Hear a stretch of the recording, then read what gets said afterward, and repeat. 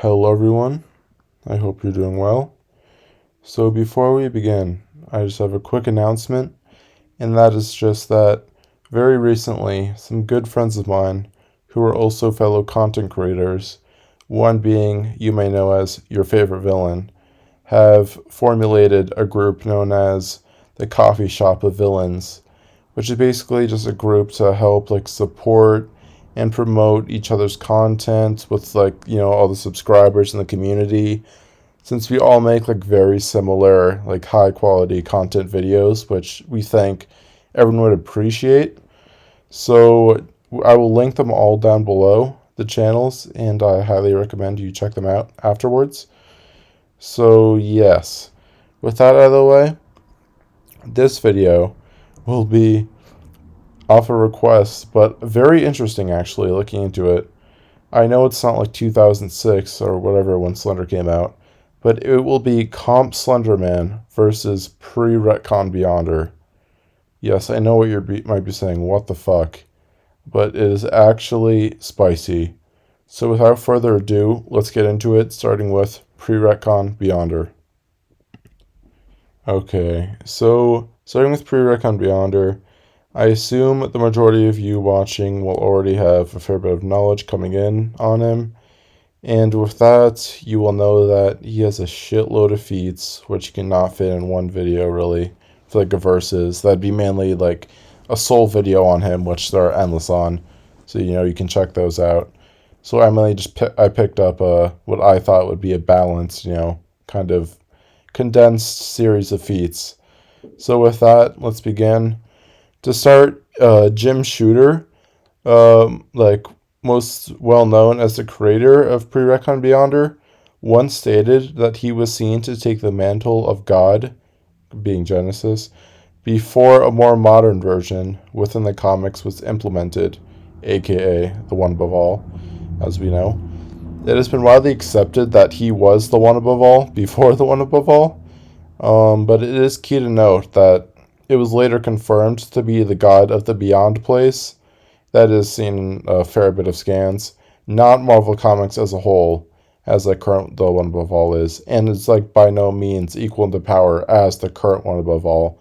So just because they share the current titles, that does not mean they share the current power level. And I think it's we come to consensus that the current version is more powerful, but we can't sleep on Beyonder in that sense.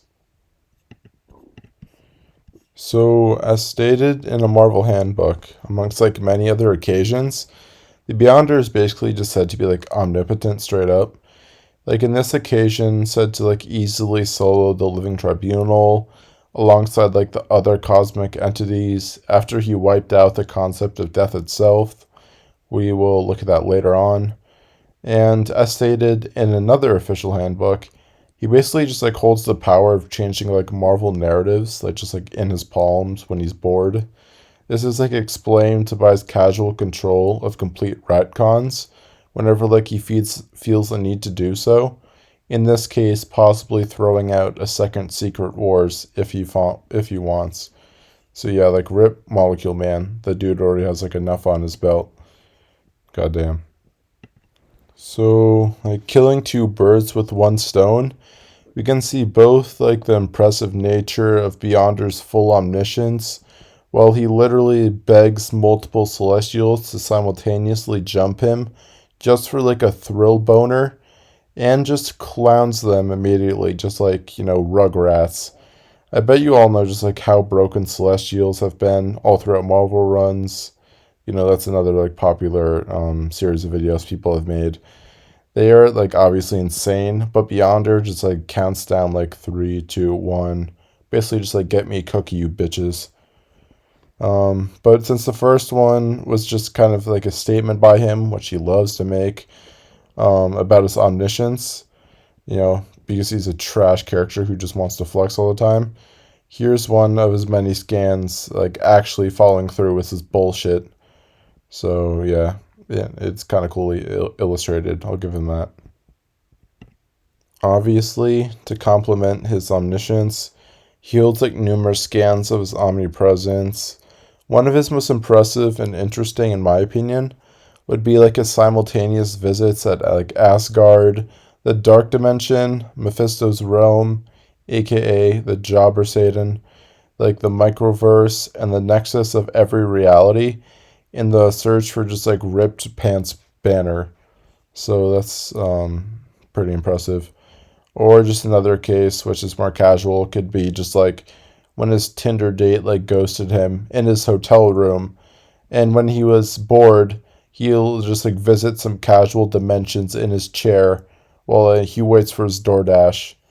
So yeah, it's pretty dope. So beginning with more of his just AP, he basically just like almost effortlessly duels and overwhelms Pre-Retcon Molecule Man, who's clashed together, which is stated to be like the two mightiest beings in all of existence, shook everything in every dimension within Marvel before he like blasted Molecule Man away to the edges of infinity. Keep in mind again, like Beyonder was like both like not trying and like didn't want to fight, but like Molecule Man was being like a sweaty tryhard and still got like negged like it was nothing. It's like get off me, bitch. Um, Most likely next, like probably from his omniscience, he was able to like instantly sense any weakness within a foe and adapt accordingly to gain the upper hand and turn it against them. It's kind of some cheese.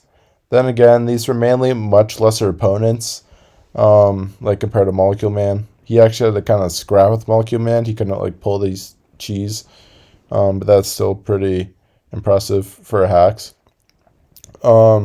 Some more Molecule Man abuse. Molecule Man stated after channeling his power that there wasn't enough collective energy within the main Marvel multiverse to basically even scratch Beyonder, and became like a depressed sad boy after, just crying his eyes out. At least he had a fucking girl, bro. You know how rare that is nowadays. Another time, setting up Molecule Man to look like a complete and utter like beta male. The Beyonder like point blank tanks a full on blast from Molecule Man, which stated by Beyonder had the potency to erase, quote, several billion entire dimensions. Well, it basically just felt to like throwing a small pebble at Beyonder. So that is pretty whack. On another well-known occasion, the Beyonder basically pulled like a Balthazar and Romeo'd Mistress Death into drinking like that expired G Fuel, and basically, just killed Death itself. And basically, no one else had the power to resurrect Death except Beyonder, so like they all begged him. He's like, sure, and brought Death itself back so the roses could die. Cool beans. Beyonder basically just like resides in a realm where is all things and all things are him, all at once, lacks complete physicality, spiritual or astral forms when visiting our 3D plane. His is all infinite dimensions and carries his seemingly limitless power to ours, obviously completely free from our natural restrictions. And to basically sum him up briefly, he was straight up the biggest and most powerful being within the Marvel multiverse, yet he still fucking jobs. That's why, and also the reason he's so annoying. Dude fucking won't shut up about his power, but he's a bitch. That's why I had to include this. I know there's context, but it's too hilarious. Thang just punches him once. Look how much he rocks him. He goes to that stretcher. So yeah, that is some Beyonder for you.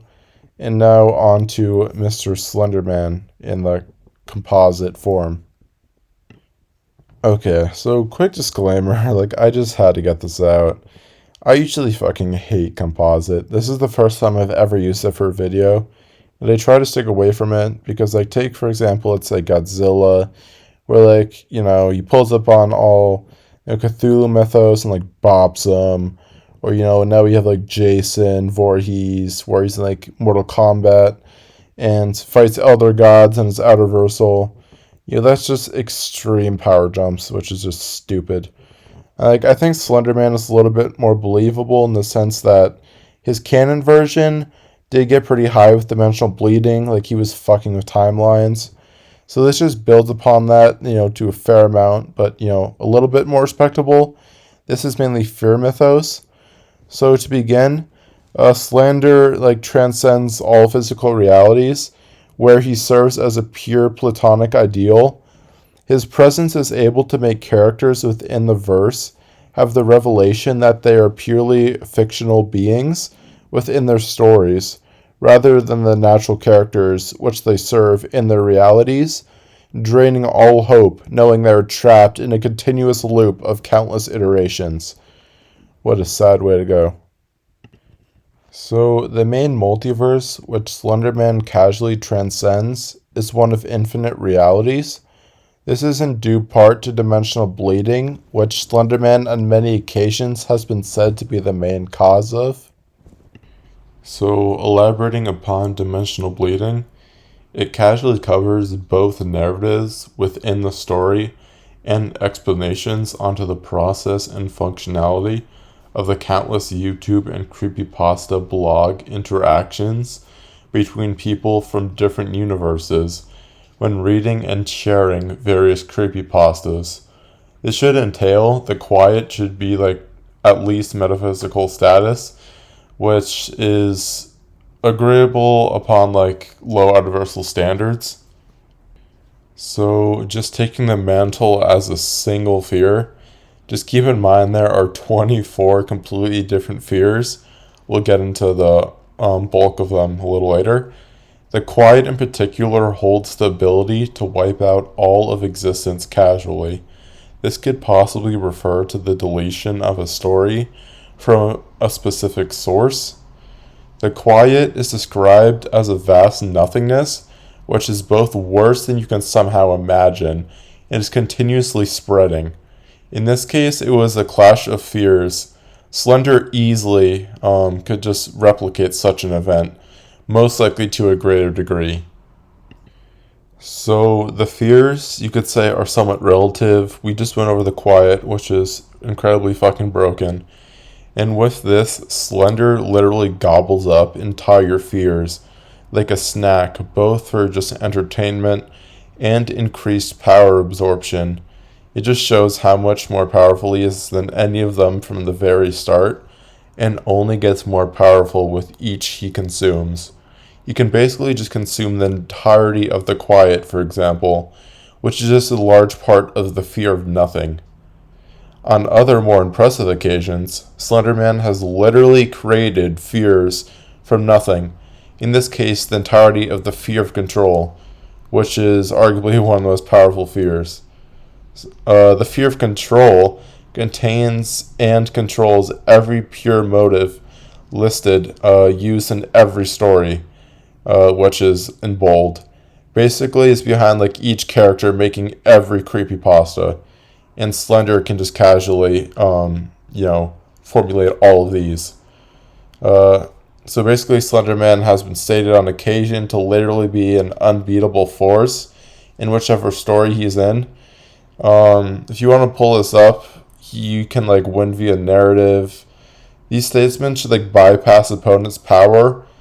Keep in mind this can be maybe debunked if he's outside of his own stories per se. We take him in neutral grounds or in someone else's story. Obviously, this won't apply.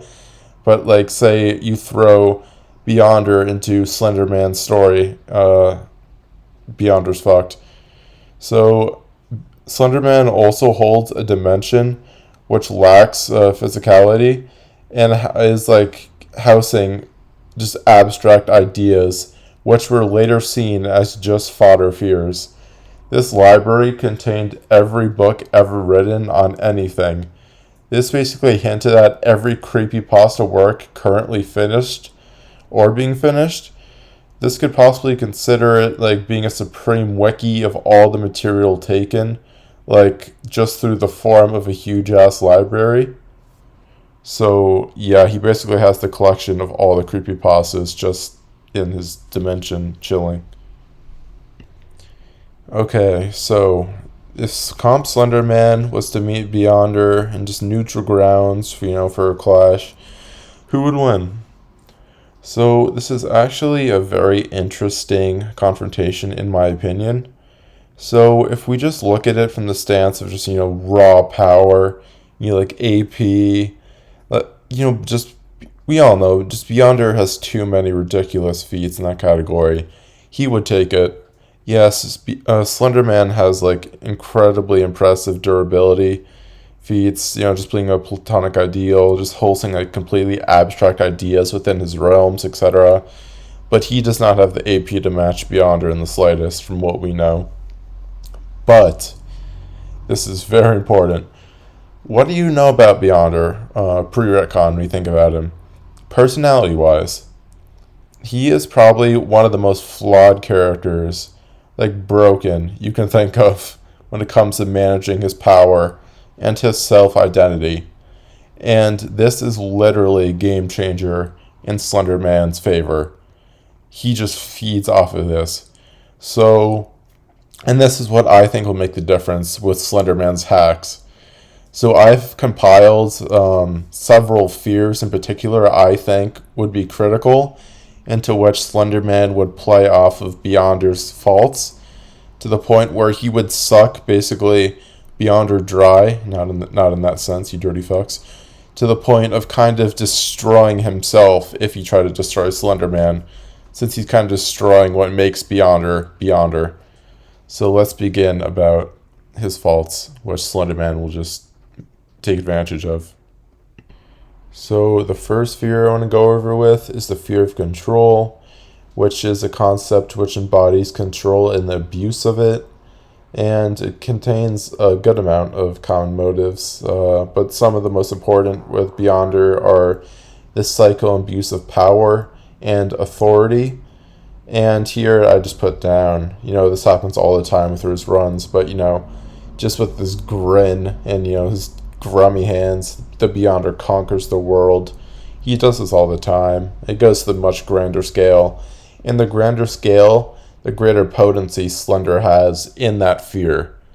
So, yeah, he really plays off of Beyonder's strengths. So next is the fear of memory, which is a concept which embodies memory and the problems with it.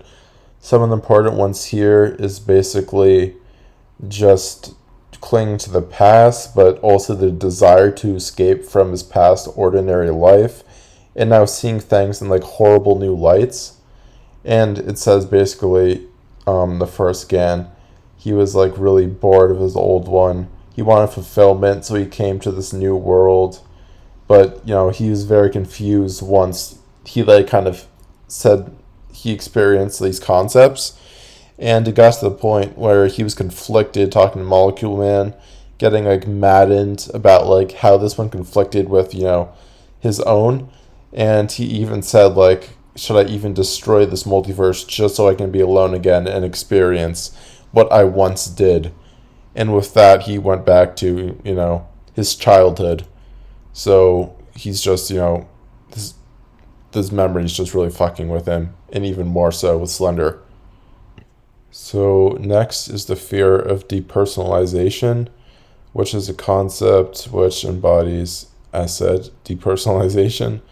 Some of the motives which are important here could be like obsession and mainly emotional and mental development.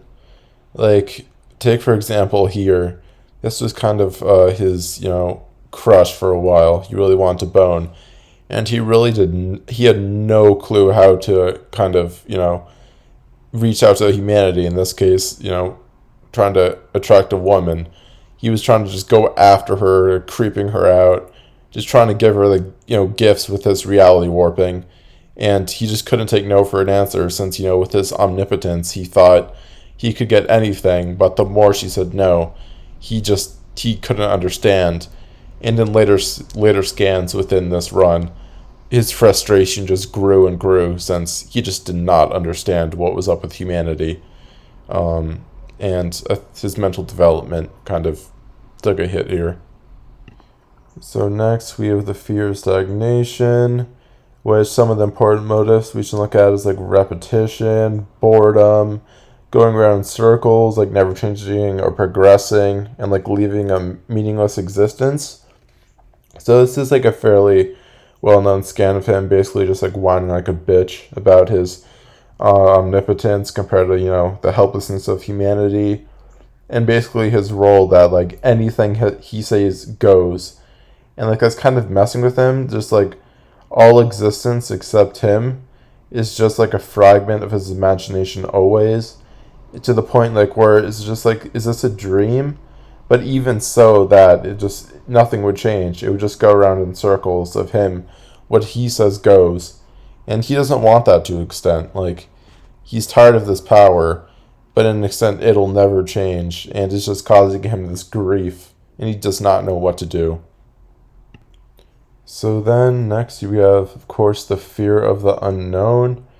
Some of the motives we should look at here in particular are the unexplored and uncertainty. So basically, this is just him in his own universe before he sees, like, Earth and is fascinated.